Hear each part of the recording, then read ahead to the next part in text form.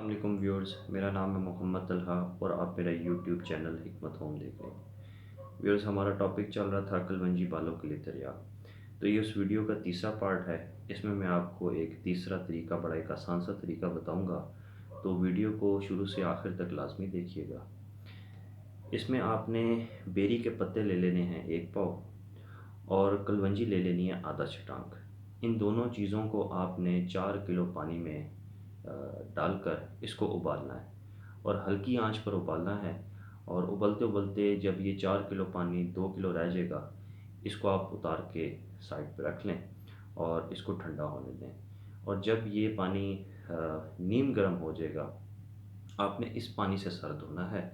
और इस पानी से सर धोने के बाद आपने फिर दूसरे पानी से सर नहीं धोना, फिर ये पानी लगा रहे।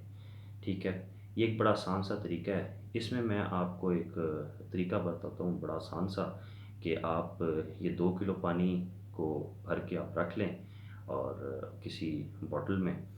तो जब भी आप नहाएं, तो नहाने के बाद एंड पे इस पानी से आप सर धो लें, लेकिन ये पानी नीम गर्म होना चाहिए।